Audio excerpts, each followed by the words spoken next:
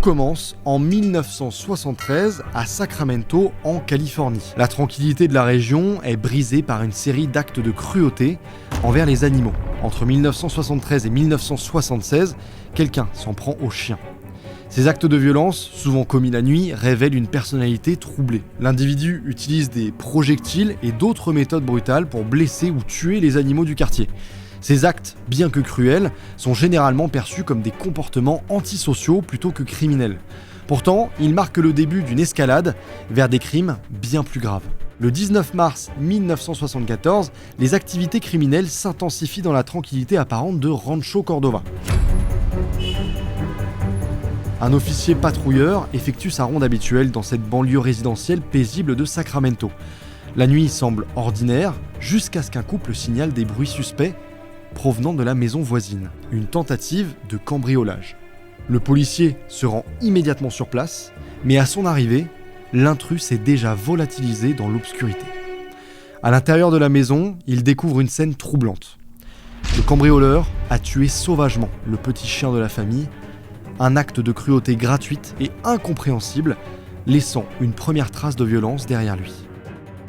Le 30 novembre 1974, comme s'il s'était fixé un objectif personnel ambitieux, le criminel ne visite pas une, ni deux, mais pas moins de 12 habitations en une seule nuit. Comment quelqu'un peut orchestrer autant de chaos en si peu de temps ? Pourtant, ces cambriolages ont une particularité. Le voleur ne s'intéresse pas à l'argent ou aux objets de valeur. The ransacker didn't steal items of high value, rather would take collectibles, keepsake items or photos. Il entre, fouille, dérange tout, mais repart souvent avec des objets insignifiants. Il semble surtout fasciné par les sous-vêtements féminins, qu'il dispose parfois sur les lits pour former des silhouettes. Des traces de fluide corporel sont même retrouvées sur les lieux, laissant deviner ses motivations déviantes. Ce n'est plus seulement un voleur, mais un prédateur qui prend plaisir à violer l'intimité de ses victimes, sans qu'elles le sachent. Ces premiers événements marquent le début d'une escalade inquiétante de la violence. Le mystérieux cambrioleur est renommé et devient le pilleur de Visalia. Des médailles que les gens avaient gagnées dans des compétitions sportives. Des choses qui ne valent rien pour un cambrioleur, mais qui ont une signification pour le criminel. Les autorités pensent qu'il a accumulé ces objets au fil des années pour revivre ses crimes. En 1976, un prédateur mystérieux fait son apparition. Les médias commencent à parler d'un agresseur insaisissable, qu'ils surnomment rapidement le violeur de la zone Est.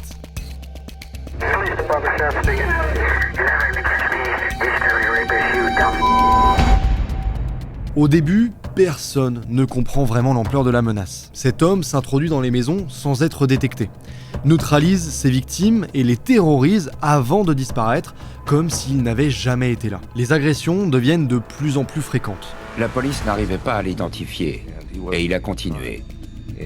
Là, les gens ont pris peur. Chaque nouvel article sur l'affaire faisait le décompte des victimes. Plus de 50 femmes sont attaquées. Chaque crime est plus violent que le précédent et une tension palpable commence à s'installer dans toute la communauté. On nous signale des appels louches. Il y a même des gens qui dénoncent leurs voisins parce qu'ils pensent qu'ils sont le violeur. Ces cibles principales sont souvent des femmes seules, généralement dans la vingtaine ou la trentaine. Ils les observent discrètement pendant des jours, voire des semaines, apprenant leurs habitudes, leur emploi du temps et les failles dans leur sécurité domestique. Ces femmes sont pour lui des proies faciles, sans défense face à la violence. Il se cache dans l'ombre, invisible, mais toujours là, prêt à frapper quand elles s'y attendent le moins. Quelques minutes plus tard, j'ai entendu des bruits de pas dans la maison. J'ai cru que c'était mon mari et j'ai crié « Qu'est-ce que tu as oublié ?» Puis j'ai vu que quelqu'un s'éclairait à la lampe de poche dans le couloir. Et je me suis retrouvée face à un homme qui portait une cagoule. Il tenait un énorme couteau de boucher. Il nous a attachés, mon fils et moi, au niveau des mains et des pieds. Il s'est placé au bout du lit et il m'a détaché les chevilles. C'est là que j'ai compris ce qu'il allait faire. So, when the rape took place, I wasn't paying any attention to it because all I was thinking about is where's my son. Lorsqu'il passe à l'acte, c'est la nuit qu'il choisit, alors que ses cibles sont endormies, vulnérables. Il pénètre dans leur maison avec une aisance terrifiante, désactivant parfois les systèmes de sécurité rudimentaires de l'époque ou forçant simplement une porte ou une fenêtre. Il prend soin de ne jamais faire de bruit, de ne jamais éveiller les soupçons, jusqu'à ce qu'il soit trop tard. Une fois à l'intérieur, il immobilise ses victimes, souvent en les ligotant avec des lacets de chaussures et en les bâillonnant, les plongeant dans un état de terreur absolue. On avait affaire à un violeur en série. Il s'y prenait toujours de la même façon. C'était d'une brutalité extrême. Ce n'est pas seulement un agresseur, c'est un tortionnaire psychologique. Il les menace, leur chuchote des paroles glaçantes, joue avec leur peur comme s'il se réjouissait de leur souffrance. I knew if he came into my room, he was going to rape my mom. And if he went into my mom's room, he was going to rape me. And he went into my mom's room. Quand les journaux annoncent qu'il s'en prend aux femmes, il faut attendre que très peu de temps avant que les hommes soient concernés par ces violences. Il aime l'idée de contrôler et de dominer non seulement une personne, mais un duo, souvent en les terrorisant simultanément. Il a radicalement changé de comportement.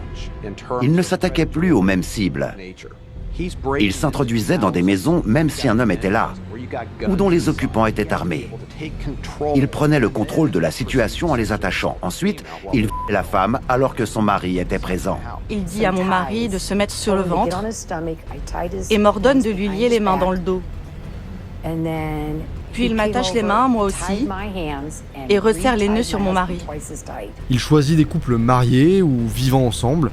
Pour lui, c'est un défi supplémentaire, un moyen de démontrer son pouvoir absolu sur ses victimes. Le fait qu'il prenne le temps de ligoter l'homme, de le rendre impuissant, tout en violant la femme à proximité, ajoute une dimension psychologique perverse à ses crimes.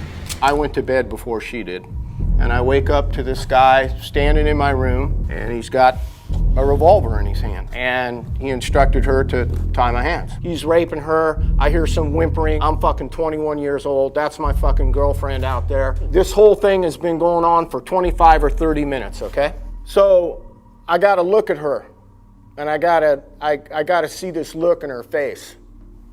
Fucking brutal, man. Brutal.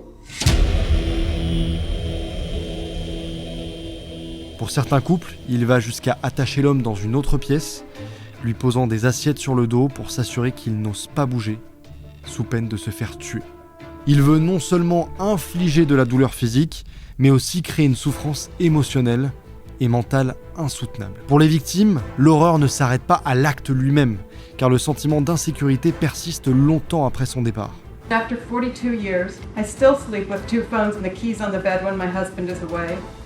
I still don't feel safe inside of a locked house.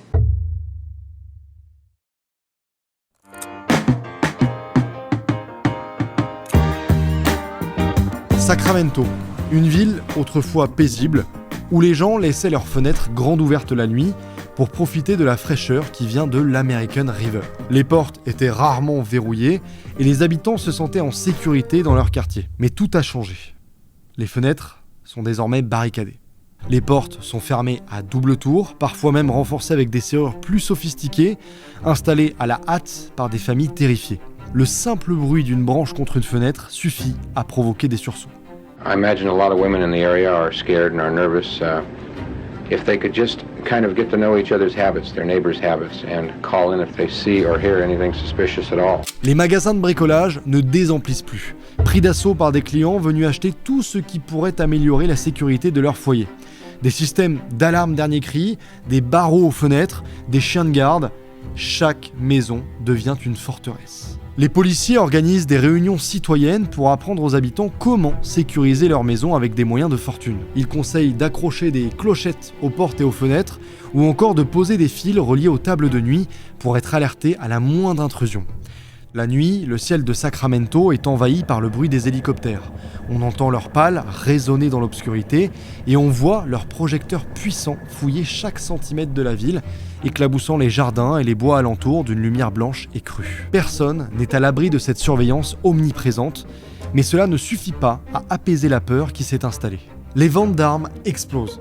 En 1977, dans ce comté de Sacramento, 5000 armes de plus sont vendues par rapport à l'année précédente. I don't know, I have a gun, but I still don't feel safe being, at home alone. Là où régnait auparavant le calme et la tranquillité, des coups de feu résonnent désormais dans la nuit. Des maris qui rentrent ivres, des jeunes de retour de soirée sont parfois confondus avec l'ennemi invisible. Même les postiers, les livreurs de lait, les jardiniers sont accueillis d'un œil méfiant. Les résidents cachant une arme derrière leur dos, prêts à se défendre au moindre signe suspect. Avec lui, on vient même à craindre le silence. Il est si discret qu'il donne l'impression à ses victimes d'avoir été volé par un fantôme. Ce silence oppressant est seulement brisé par le bruit des tasses qui s'entrechoquent ou par les pièges qu'il a lui-même laissés derrière lui. Des pièges qui lui permettent de savoir si l'occupant est de retour chez lui afin de pouvoir fuir. He left at an undetermined time, which is common. The victims are never sure when he leaves. Le soir du 11 septembre 1975, la terreur franchit une nouvelle étape. Un prédateur rôde autour de la maison des Snelling et vise Bess, une jeune fille de 16 ans. Il tente de la bâillonner, de l'entraîner dans le jardin. Réveillé par le bruit, Claude Snelling court à l'arrière de la maison pour affronter l'homme qui, cette fois, est armé d'un fusil. Portant un masque de ski, il menace Bess avant d'abattre son père de 2 balles mortelles. Snelling, touché, tente de regagner la maison où il meurt dans les bras de sa femme. I could never imagine that the man who had been stalking me and peering in my bedroom window during the previous months would end up changing my life forever. My dad lay at the front door, bleeding to death. Sa fille, elle, est frappée à la tête, mais parvient à s'en sortir, tandis que l'agresseur prend la fuite. Bess, traumatisée, est placée sous hypnose dans l'espoir de recueillir plus de détails sur son assaillant. La police, intensifiant les efforts pour arrêter celui que l'on surnomme le pilleur, met en place une récompense de 4 000 $. Un portrait robot est établi décrivant un homme blond d'environ 25 ans, mesurant entre 1,75 m et 1,80 m. Dans la nuit du 12 décembre 1975 vers 22h30, un homme masqué pénètre discrètement dans la cour arrière d'une maison située près de l'endroit où le tristement célèbre pilleur avait déjà été signalé. Ce soir-là, un détective, William McGowan, en surveillance, le repère et tente de l'arrêter. Now, one of the detectives originally assigned to the Visalia ransacker case was Detective Bill McGowan. He came face to face with the suspect one night while staking out a neighborhood. Au début, le suspect joue la carte de l'abandon, enlevant même son masque après que McGowan ait tiré un coup de semonce. Mais juste après avoir sauté la clôture pour tenter de s'enfuir, il sort soudainement un revolver de sa main gauche et tire à bout portant en direction du détective, brisant sa lampe de poche. Heureusement, McGowan s'en sort indemne. I fell down. The impact knocked me back, and he continued to run, throwing some items. Curieusement, après cet incident, toute activité criminelle du pilleur à Visalia cesse brusquement. He was also able to catch a glimpse of the man's face. Some believe that may be the reason why burglaries in Visalia abruptly ended after that night. L'agresseur prend rapidement le nom du premier traqueur nocturne.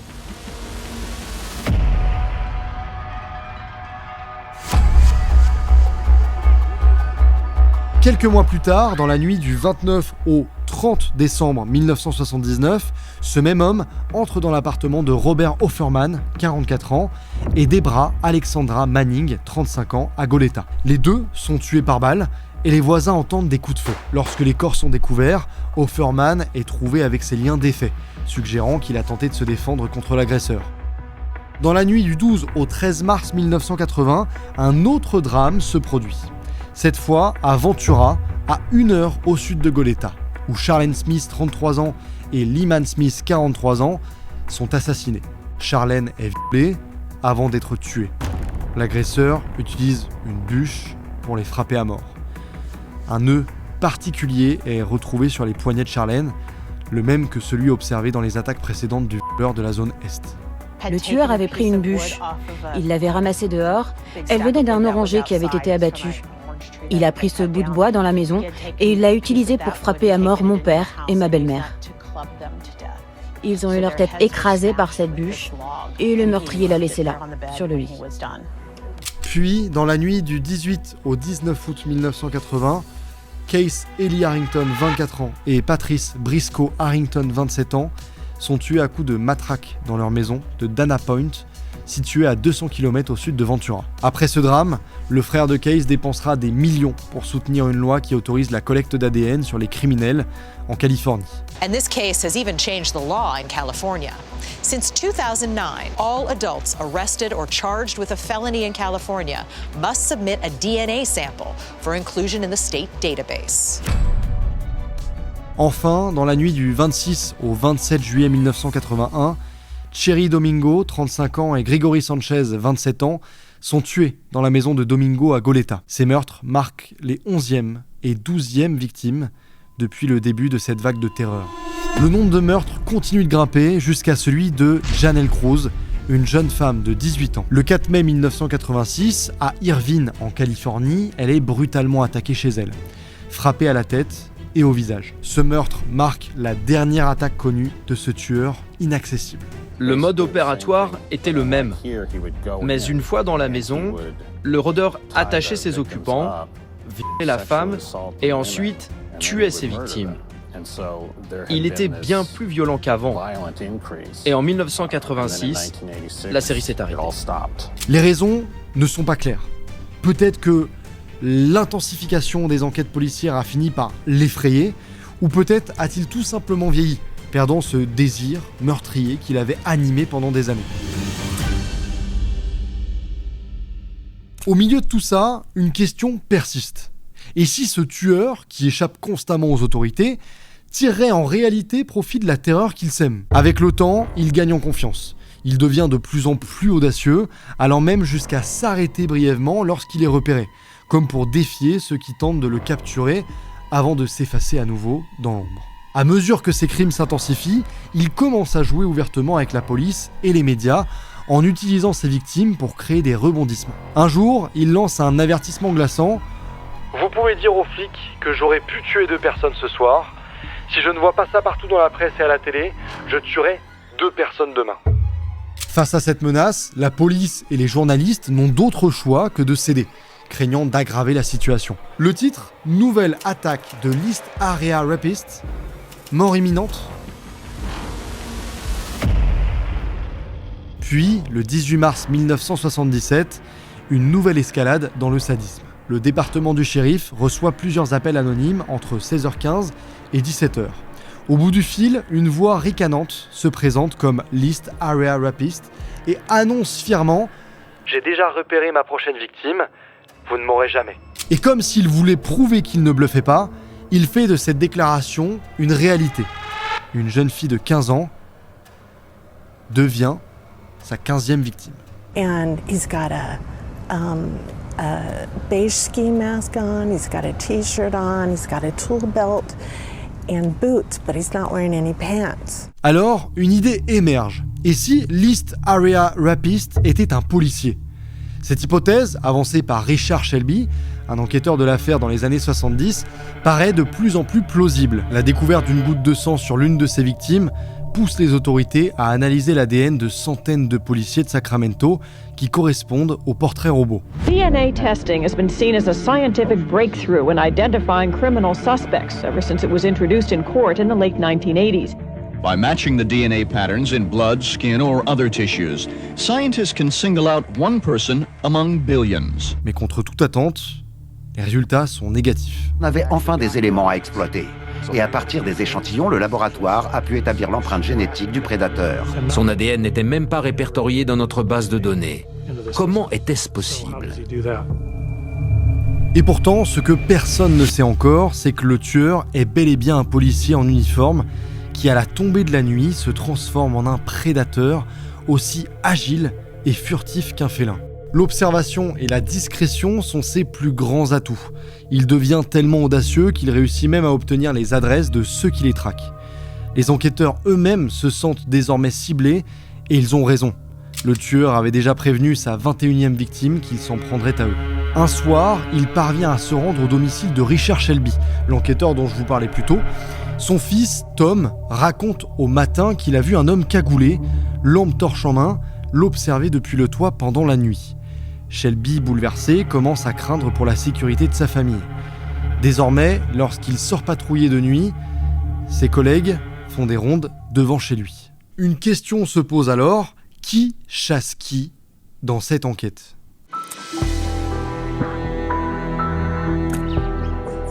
Pendant plus de 4 décennies, des villes entières en Californie ont vécu avec la menace constante d'un ou plusieurs individus non identifiés. Dans les récits entourant les grandes affaires criminelles, il est fréquent que l'attention se concentre principalement sur les criminels eux-mêmes, leur acte, leur motivation et les mystères qu'ils laissent derrière eux. Pourtant, un aspect crucial de ces histoires reste souvent sous-estimé.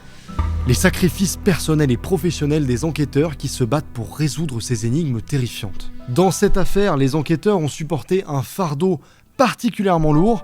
Richard Shelby, Carol Daly et Michelle McNamara, entre autres, ont non seulement été confrontés à une série de crimes horribles, mais ont également porté le poids de la frustration et du désespoir au fil des années sans solution. Toutes ces années, je ne suis jamais allée me coucher sans penser à ces victimes. Ces femmes réveillées en pleine nuit par le violeur, au pied de leur lit, ou par des bruits dans le couloir. J'ai toujours pensé à elles, à ce qu'elles ont enduré. C'était un fardeau de ne pas pouvoir l'arrêter, de ne pas l'identifier.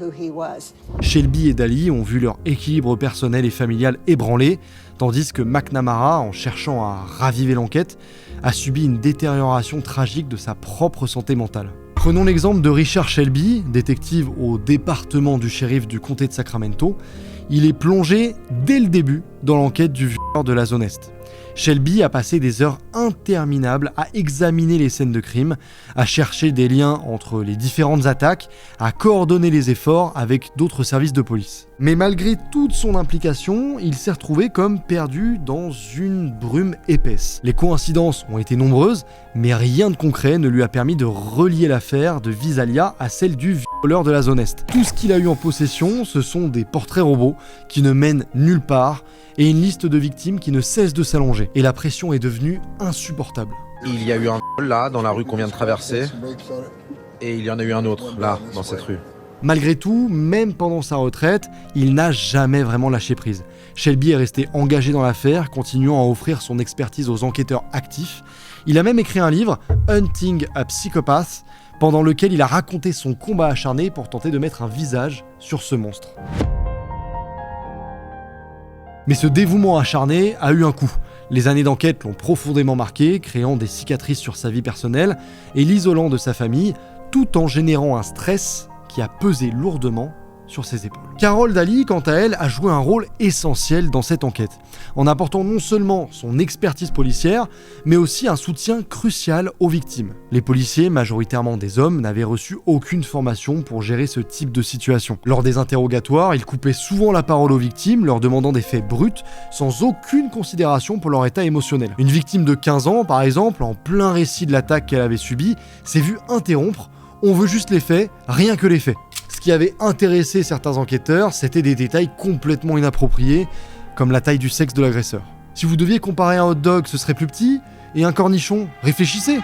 Pour beaucoup de femmes, ces interrogatoires ont été comme une seconde agression. C'est là que Carol Daly est intervenue. Elle a décidé d'intégrer l'équipe des enquêteurs, non seulement pour apporter ses compétences, mais surtout pour offrir aux survivants une présence empathique et respectueuse.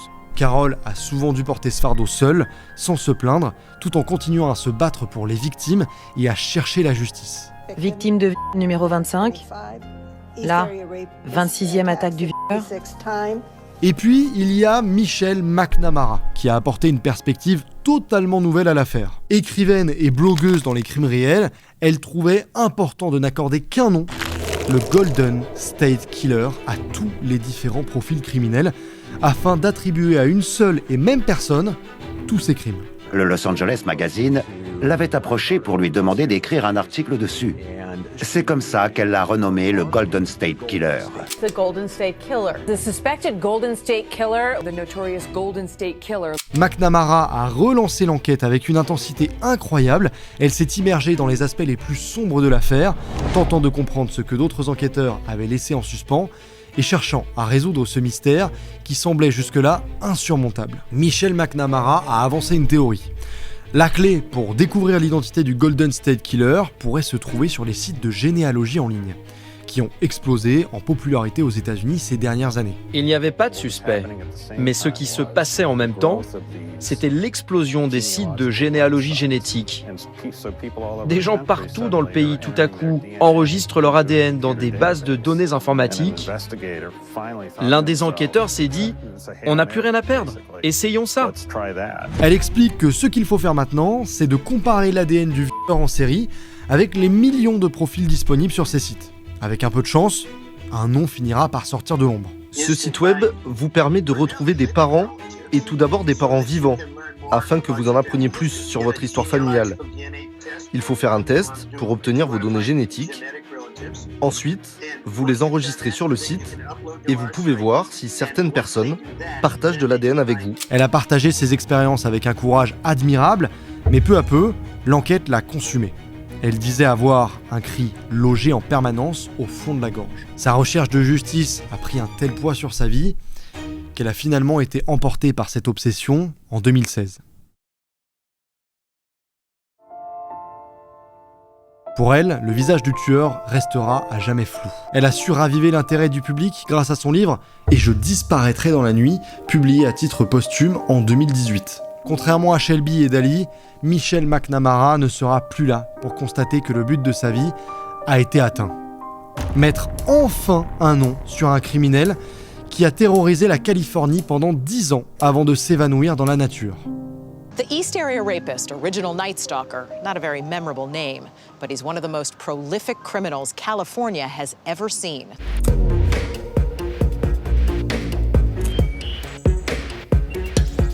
Nous sommes en décembre 1995. Cela fait maintenant 11 ans depuis le dernier meurtre du Golden State Killer, et l'affaire semble sombrer dans l'oubli, classée parmi les innombrables cold cases qui heurtent les archives de la police. Mais cette année-là, le shérif du comté d'Orange décide de rouvrir certains dossiers en utilisant une nouvelle technique révolutionnaire, les tests ADN.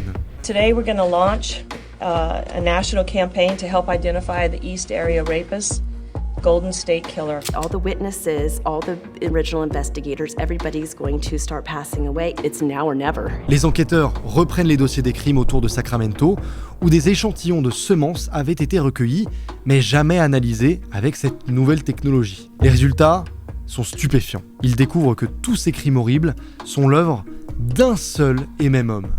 Cet homme est responsable d'au moins 10 meurtres, mais il reste un problème, ils ont son ADN, mais toujours pas son identité.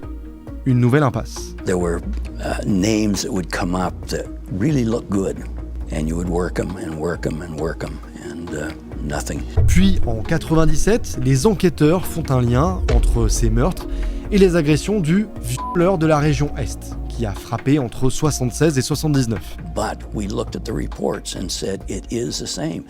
The victims were treated the same way and tied up the same way. Il suspecte même que les cambriolages du pilleur de Visalia entre 74 et 75 pourraient également être son œuvre. The Visalia Police Department has long believed that the Visalia ransacker crime spree from 1974 to 1975 is linked to the Golden State Killer cases. Ils effectuent des expertises ADN pour essayer de confirmer qu'il s'agit bien du même individu. Finalement, le 6 mars 2001, une avancée majeure survient. Les analyses d'ADN prouvent que le premier tracker nocturne et le violeur de la région Est sont en réalité la même personne. On a pu confirmer que le violeur des quartiers Est et le premier Night Stalker étaient bien une seule et même personne. C'est une affaire d'une ampleur historique. À ma connaissance, aucune affaire n'a touché autant de comtés dans toute la Californie, autant de familles, autant de victimes. C'est le tueur en série le plus prolifique de Californie. On ne verra sûrement jamais une autre affaire non résolue de viol et de meurtre d'une telle ampleur. La nouvelle choque, ce criminel qui a terrorisé la Californie est à la fois le violeur en série et le tueur en série. Il n'y a jamais eu deux criminels distincts, mais un seul et même individu. Cependant, le lien avec le pilleur de Visalia reste difficile à établir à cause de l'absence d'empreintes et de traces ADN. Alors qu'on croyait que ce tueur en série était peut-être mort, un témoignage bouleverse cette hypothèse. En avril 2001, une ancienne victime reçoit un appel terrifiant du criminel, lui demandant si elle se souvient de son agression. En 2016, 40 ans après les premiers crimes, l'affaire est relancée par la procureure du comté de Sacramento, Anne-Marie Schubert. The answer has always been in Sacramento. For over 40 years, countless victims have waited for justice. Le FBI propose une récompense de 50 000 $ pour toute information menant à son arrestation.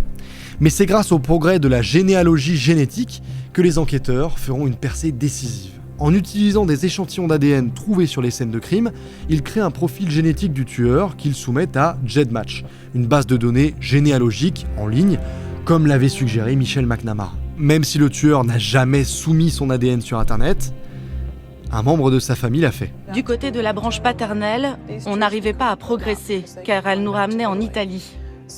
Donc on a travaillé sur l'autre branche, où ses ancêtres venaient du Royaume-Uni. Nous n'avions plus que 6 hommes. J'avais également fait d'autres analyses avec les données ADN du tueur. Elles m'indiquaient que notre homme devait avoir les yeux bleus. Et le FBI a regardé leur permis de conduire. Un seul avait les yeux bleus. Les enquêteurs commencent à reconstruire les arbres généalogiques et après des mois d'enquête, tous les indices mènent à Joseph James DeAngelo, un ancien policier de 72 ans. Pour confirmer leur découverte, les enquêteurs placent DeAngelo sous surveillance. Ils prélèvent un échantillon d'ADN sur la portière de sa voiture et peu après, un mouchoir dans sa poubelle. Les résultats sont formels, c'est une correspondance parfaite avec l'ADN retrouvé sur plusieurs scènes de crime. Ce matin-là, le procureur m'a appelé. Il était 10h30 et je n'oublierai jamais. Il m'a dit « Jen, l'ADN correspond à 100%. À 100%. » Ce moment, je l'ai attendu toute ma vie. C'était un parfait inconnu. Le 25 avril 2018, Joseph James DeAngelo est arrêté chez lui, à Citrus Heights, une banlieue tranquille au nord de Sacramento. Il est placé en détention pour une série de crimes, 13 meurtres, une 50aine de viols, parfois avec circonstances aggravantes, et plus de 120 cambriolages. Has been called a lot of things by law enforcement. He's been called the East Side Rapist, the original Night Stalker, and the Golden State Killer. Today, it's our pleasure to call him defendant. Lors de son arrestation, Joseph James DeAngelo a surpris les policiers avec une phrase complètement décalée. « J'ai un rôti dans le four ». Pas une vanne, il a vraiment dit ça. Cette remarque a semblé à la fois banale et déconcertante, surtout venant d'un homme qui venait d'être identifié comme l'un des tueurs en série les plus redoutés de l'histoire des États-Unis. Mais alors, qui était réellement l'homme derrière cette terreur ? Joseph James DeAngelo semblait à première vue être l'opposé d'un criminel impitoyable. Il incarnait le stéréotype du monsieur tout le monde, l'homme ordinaire qui en apparence ne semble jamais correspondre à l'image d'un tueur en série. On dit souvent que les criminels étaient des gens bien, hein, on le voit tout le temps, à chaque fois, à la télé, aux infos, ah bah oui, il était super, il était cool. Mais alors, je me fais souvent une réflexion, dans notre vie quotidienne, est-ce que ça nous est pas déjà arrivé de croiser sans le savoir un ou plusieurs meurtriers ? Bon, ça peut paraître glauque, mais en réalité, c'est obligé. Né le 8 novembre 1945, Joseph James DeAngelo a mené une double vie pendant des décennies. Son passé n'était pourtant pas exempt de signes d'alerte. DeAngelo aurait été témoin du viol de sa sœur de 7 ans par des aviateurs, un événement traumatisant. Plus tard, il a été maltraité par son père et a commencé à manifester des comportements violents, notamment en torturant des animaux. Dans les années 70 et 80, DeAngelo travaillait comme policier dans les villes de Exeter et Auburn en Californie. Mais pendant ses années en service, il menait une autre vie la nuit. Il savait donc comment échapper aux forces de l'ordre, ce qui a contribué à le protéger. Après avoir été renvoyé de la police en 1979 pour avoir volé dans un magasin, DeAngelo s'est fondu dans la société, vivant une vie apparemment banale, marié pendant un temps et père de 3 filles. On se souvient que l'année 1981 a marqué une accalmie dans les crimes du Golden State Killer. Et en 86 a marqué la fin définitive de ses actes de violence. On apprendra plus tard que ces périodes coïncidaient avec la naissance de ses 2 premières filles. À l'âge de 23 ans, DeAngelo entame une relation avec Bonnie Colwell, alors âgée de 18 ans. Dès le début, il affichait une attitude inquiétante, se considérait au-dessus des lois. Il n'hésitait pas à franchir des clôtures privées et à tirer sur des animaux sans raison. Un soir, DeAngelo est venu chez elle avec un revolver, lui ordonnant de s'habiller pour qu'il parte se marier à Reno. Terrifiée, elle a demandé de l'aide à son père, qui a parlé avec DeAngelo pendant 2 heures avant de revenir et lui dire « Joe est parti, retourne te coucher ». Elle se demande encore ce qu'il s'est dit entre son père et Joseph cette nuit-là et comment la décennie à venir se serait déroulée si son père avait appelé la police au lieu de gérer la situation seul. Got out of it, but to be engaged to him ever is a regret I'll always have. My name is Kristen Redding. As the evening began on December 18, 1976, I was a normal 15-year-old kid. He raped me repeatedly. The next morning, December 19th, I woke up knowing I would never be a child again. I want you to look at me, DeAngelo, and I want you to remember what I have to say. In the early morning of July 17th, 1976, my life was changed forever. I was 15 years old. Do you remember raping me? Do you remember holding a knife to my throat as you stuck your disgusting penis in my mouth? Le 29 juin 2020, DeAngelo, désormais âgé et affaibli, plaide coupable pour ses crimes, bien que la prescription l'empêche d'être condamné pour les Murder in the first degree, how do you plead? Guilty. Kidnapping with intent to commit rape, do you admit or deny? I admit. Murder in the first degree, that charge, sir, how do you plead? Guilty. En s'avouant coupable, il échappe à la peine de mort, mais est condamné à 11 peines de prison à perpétuité consécutive, sans possibilité de libération. L'homme qui a semé la terreur pendant des décennies finira ses jours en prison. At the time of judgment and sentence you will receive with 15 concurrent life sentences. You will not be considered for any other sentence. You understand, sir? Yes. In addition, you agree to withdraw all pending motion as to today's date, June 29th, 2020. As a condition of this plea, you will agree to waive any and all appellate rights.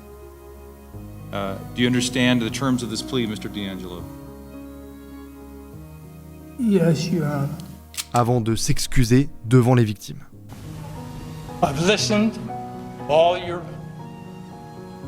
statements. Each one of them.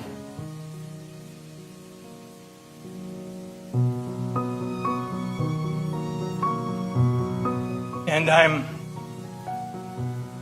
truly sorry to everyone I've hurt. Visage amaigri, crâne rasé, vêtu de la combinaison orange du prisonnier et se déplaçant en fauteuil roulant, il a plaidé coupable devant le tribunal de Sacramento, sous l'œil des représentants de la justice, des avocats et de la presse. Mais Anne-Marie Schubert, la procureure du comté de Sacramento, reste sceptique face à ce nouveau DeAngelo. Pour elle, cet homme qui a su jouer différents rôles au cours de sa vie, policier arrogant, père de famille, voisin discret, n'aurait aucun mal à se faire passer pour un vieillard fragile. Many people have asked, really, who is Joseph DeAngelo? Is he a feeble, old 74-year-old man? Is he even competent to stand trial? The answer to those questions that so many people have wondered lies within the definition of a sociopath. He is a person who lacks a conscience or a soul. Lors des audiences des 1er et 17 juin 2020, il s'est présenté en fauteuil roulant, mais des vidéos filmées le jour même dans sa cellule racontent une autre histoire. He's not a feeble old man, as he portrayed himself to be on June 29. La procureure, déterminée à démontrer la manipulation, a diffusé ces images pour révéler à tous que ce comportement sénile n'était qu'une façade. La conclusion de l'enquête du Golden State Killer marque la fin d'une traque longue de plusieurs décennies, mais elle laisse aussi derrière elle des questions troublantes sur la nature humaine. Joseph James DeAngelo a passé des décennies à cacher sa véritable nature derrière différentes façades. Grâce à la persévérance des enquêteurs, au progrès de la science et à la force des survivants, il a été démasqué et condamné. La quête de justice est souvent complexe, mais elle est essentielle pour rendre aux victimes et à leurs familles la vérité, et en partie, la paix. I mean, it is such a relief to finally, after all this time, know that he's behind bars and that's where he belongs. The end of this trauma is here. Today, right now, I start my new journey. Today, the devil loses and justice wins. I'm going to sing a little song. It's really short. It's what my grandpa used to sing. when we would say goodbye to somebody. And it goes like this. Bye-bye, Joe, bye-bye. Bye-bye, Joe, don't cry. Si cette affaire nous enseigne quelque chose, c'est que derrière même les apparences les plus ordinaires, peuvent se cacher les secrets les plus sombres, et que la justice finit toujours par rattraper ceux qui fuient la lumière. Merci encore à mon partenaire Oli, vous avez le lien en description pour aller sur leur site. Si vous avez des pensées à partager, n'hésitez pas à les laisser dans les commentaires. Merci d'avoir regardé cette vidéo, et s'il y a des sujets qui vous intéressent, n'hésitez pas à les partager, à vous abonner à la chaîne, pour ne rien manquer des prochaines vidéos qui vont suivre. C'était Neoxy.